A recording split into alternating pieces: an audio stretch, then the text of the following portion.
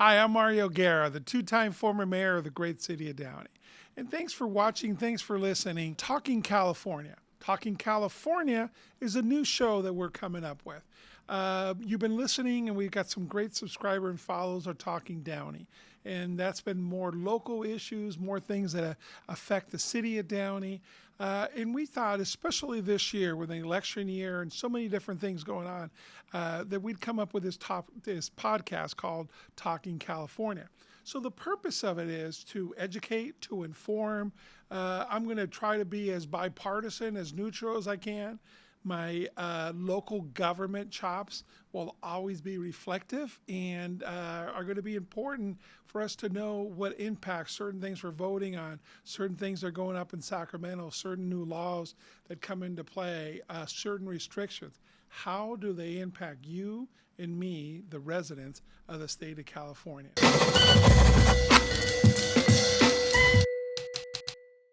I think it's very important for us to be informed, and I'll give you some of the consequences of that. When I said my local government chops, I was past president of Independent Cities Association, which at the time had 53 cities and over 6 million residents. And I worked together with a lot of local representation and local governments to try to fix things and to move our cities forward, but also to fight the things that Sacramento would get in the way. And then once in a while, the ballot propositions that are being swayed one way or the other that have an impact on local government. You've seen some of the impact on crime. So let's talk with that. Most of you have gotten your sample ballot. They came in the mail the other day. You've gotten your ballots dropped 2 days ago. So this primary election will be on March the 5th. We're all talking about the presidential race and California with its, for the Republican Party with 160 some odd delegates is going to be important, but the Republican race seems to be down to two folks. Former President Trump and Nikki Haley. And of course, the Democratic side will have current President Biden. So all the down ticket elections for congressional seats, state assemblies, state senators, those are the things we're going to be seeing a lot of impact. But on this election, we only have one proposition, one statewide ballot proposition. So it's really important that we know what's going on. A little nuances, okay? Who gets to vote on the primary elections? Well, the Republican Party is a closed election, which means that only Republicans can vote on that election. The Democratic side, you can vote as an independent or as a Republican. You can vote on that, or you can re-register to vote any way you want to. February 20th is the deadline in the state of California to re-register to vote. So it's kind of a little nuance I think is kind of interesting. So your ballot, it comes in. You've gotten the descriptions before. This is the actual sample ballot. And the first thing that you see on your ballot will be your local representation. In my case here in the 64th district, I have Blanca Pacheco versus Raul Ortiz. Blanca Pacheco is the Assemblywoman, former Mayor Downey. We also have our 42nd congressional representative, currently Robert Garcia. And you have 4 people running on that, and 1 Republican and 2 other Democrats. Our county supervisor, currently represented by Janice Hahn. You have former Mayor Alex Villanueva and a mayor from Rancho Palos Verdes, John Khrushchev. So that's running for district. By the way, a lot of you that don't know, the county, LA County, it's 5 supervisors. And they've always been called the 5 Kings because they got so much power, they control so much money. It's kind of a low radar thing, not locally, but throughout the state. It's a county supervisor seat, but man, they sure have a lot of power. And then when you have people like, Hilda Solis and Janice Hahn that were folks in Congress, come back for those jobs because they're local and you hear about it and you forget about it. From California, when you have Congress folks that have to fly back to Sacramento, to D.C. all the time, it takes its wear and tear on the body. So those are great jobs, and you have two former Hilda Solis and Janice Hahn that used to be back in D.C. So those are your top things. And then the big race this year is for district attorney, and you have 15 people listed on your ballot. The one that's controversial, the current one, just the way he came out, is District Attorney George Gascon.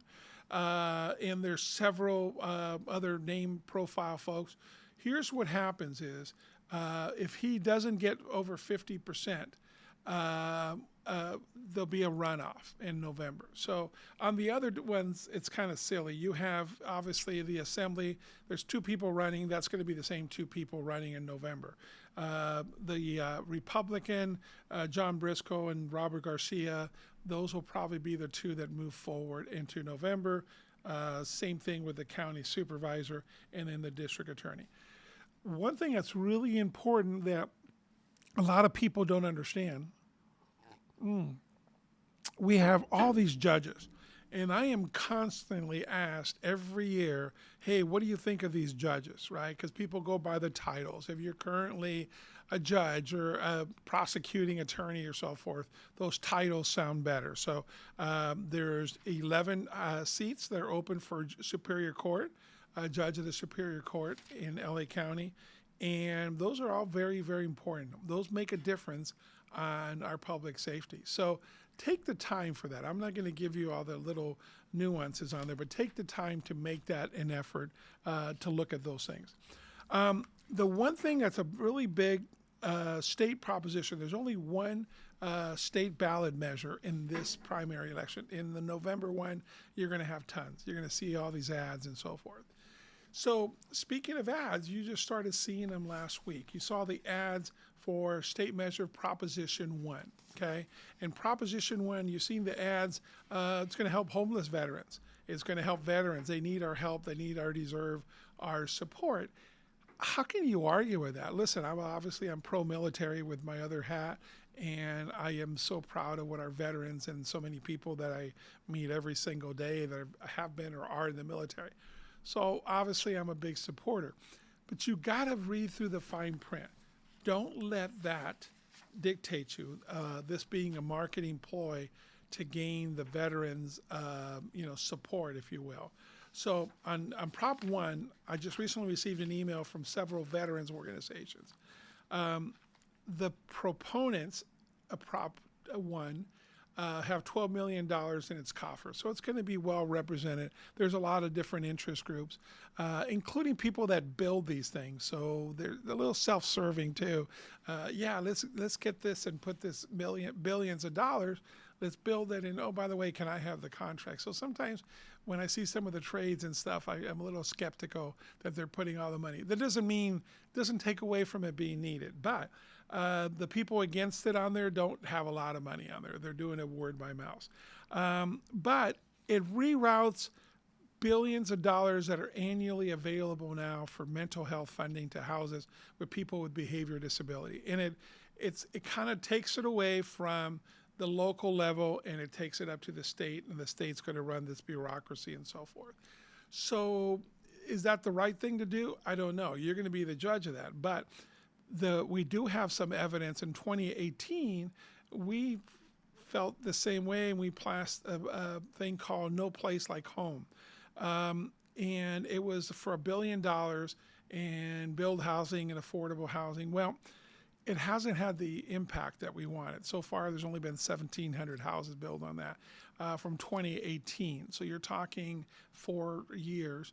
And there's a lot of red tape that happens on there. So the critics on there say the difficulties of building affordable housing are always going to be in the way. And this actually slashes services, especially for some of our veterans. So it'll be more money allowed to be spent to also in voluntary confinement. I think that's the critical one that a lot of people are having some issues with. So take a look at it, okay? Don't just vote by the commercials.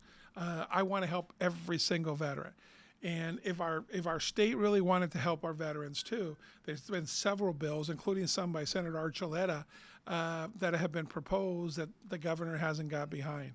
We're one of the few states in the country that taxes retirement benefits for our veterans. And that's why a lot of our veterans leave the state of California to states that don't tax their retirement benefits. So we can get behind our veterans in so many different ways, and don't use them, for this type of thing, because they are going to be a percentage of the folks that are going to be impacted. But we're going to pay $330 million a year for the next 30 years to pay off this bond. So let's make sure. It seems like every couple of years we get all these bond measures. We passed them here in LA. And then when we did an audit 3 years later, last year, we found that it took $700,000 per each unit.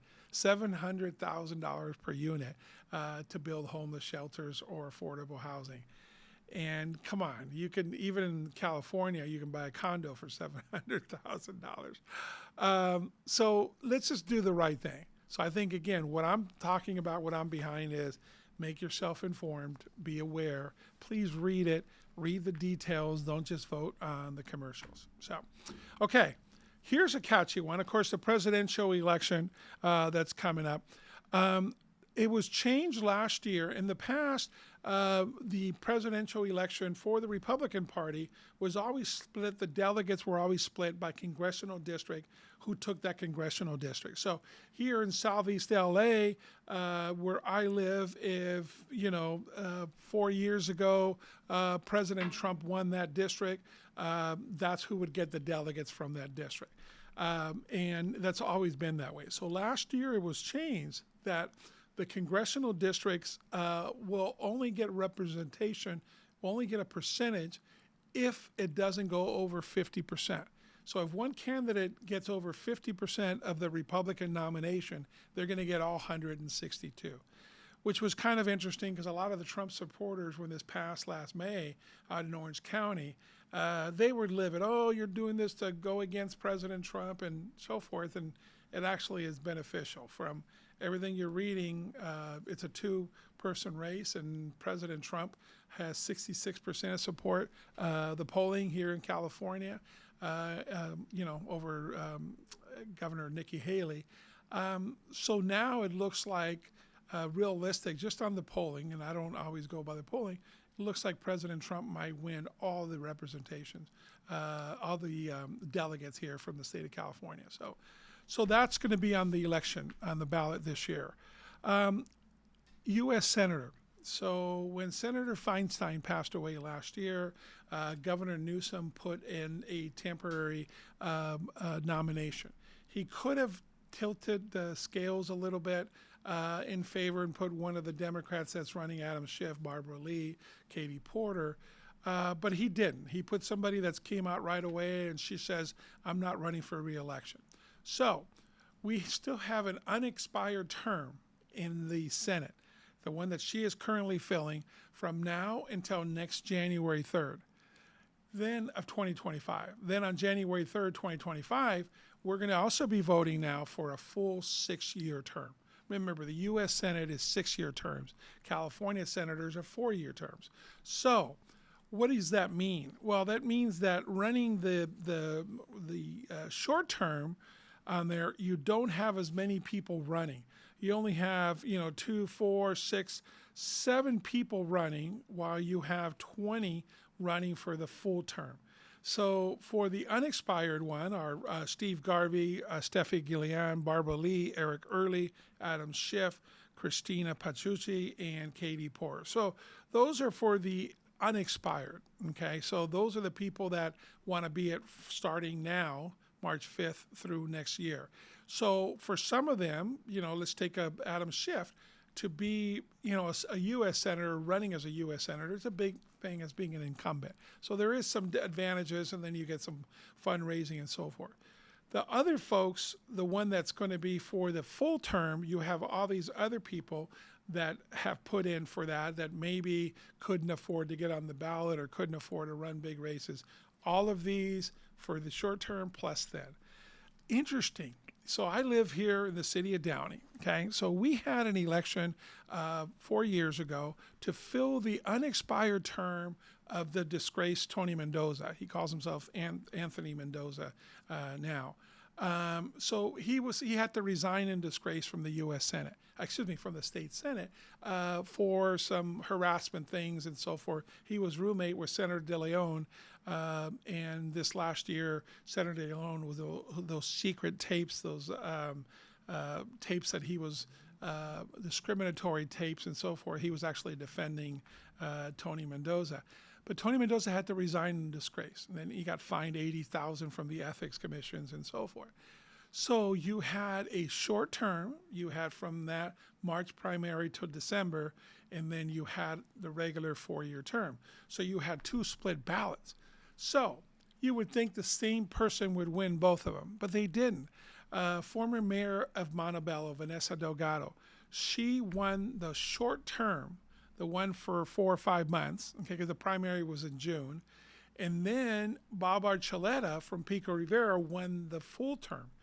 And you say, well, why? Why? There's 2 ballots side by side. Well, one thing that people don't realize, there is a certain percentage, and there's a political science behind it. Where you're listed on the ballot does make a difference sometimes.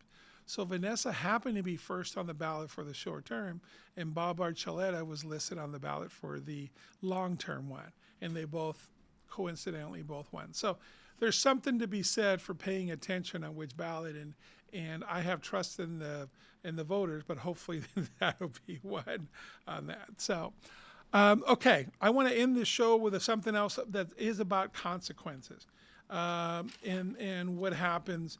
Not only when you vote for certain things, but when you're talking about elected politicians. I mean, the DA, you couldn't have it more important. So something that's just been happening right now that is something to bring up at a local level is the once great city of Oakland. And I say that with all due respect to all the residents of Oakland that are really suffering from this. So the city of Oakland, just in the last week, Governor Newsom announced he is going to be sending 120 CHP officers to help with their crime.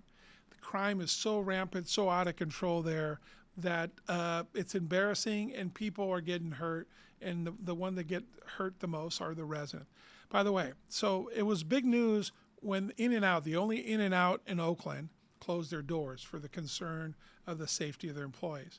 Then you had the one Denny's, 2 Starbucks, a Black Bear Diner, and a Raising Cane's all shut their Oakland locations because they couldn't guarantee the safety of their employees, and they thought it was unsafe. And you got Blue Shield, Clorox, and Kaiser Permanente that have in downtown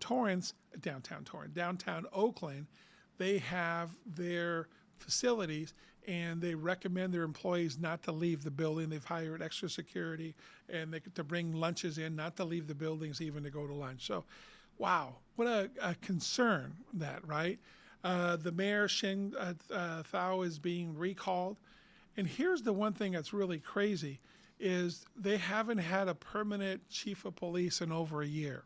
She can't quite decide, and it's up to the mayor to appoint. So with all these things going on, let me tell you what the governor said and why he's sending in the CHP. Violent crime increased 20-some-odd%, over 100 homicides so far this year. Robberies are up 38%. Motor vehicle thefts are up 45%.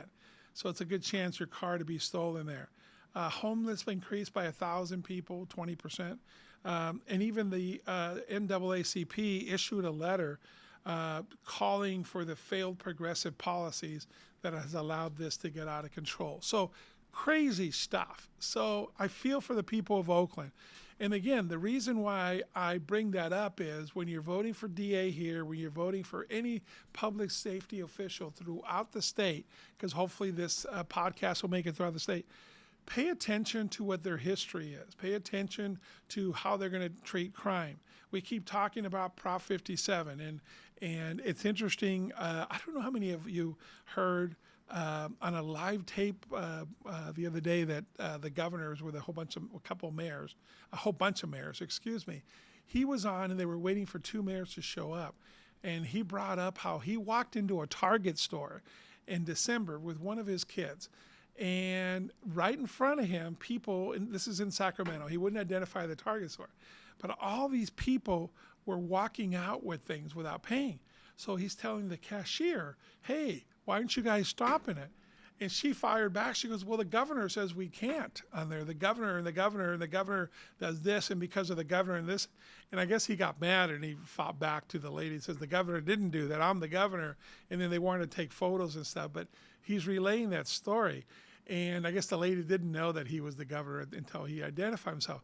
And then later on, I thought about it. I go, I'm sorry. You're either the governor, you take your kid to Target, you have some security with you. So it's pretty, you would think it'd be pretty easy to identify yourself. But I'm going to give him the benefit of the doubt. I think the point was, too, that here a cashier, felt that she couldn't do anything about shoplifters at a Target store. And I think that's the feeling that we all have. We've all heard about the employees that get fired for trying to stop shoplifters, and we've seen all the crash and burn, riot thefts and stealing that we have going on. So crime is out of control. We need to bring it back. I think hopefully some good people are looking at this issue and will take advantage of that. So anyway, so this is this episode. I'm going to end with that. I just wanted to talk about the propositions. I want to talk about the ballot. I want to talk a little bit about why we're doing this show. And I hope that you'll listen to future ones. I look forward to hearing what your thoughts are. We're going to have guests coming on. We're going to have a situation where we can call in guests and have them on a split screen. And you're going to be able to see this everywhere that you currently see Talking Downey. You'll hear about it on Spotify, on Apple Podcasts, and of course, our YouTube channel. So I hope you find this informative. I hope that you'll write back to us. I hope that you'll text me or email me. By the way, my cell number, and this is my cell number, feel free to call me anytime, is 562-706-4114. 562-706-4114. I want to hear your thoughts. I want to hear your thoughts on what you'd like to hear. I want to hear your criticism. I am free game. There, I got broad shoulders and I could take it.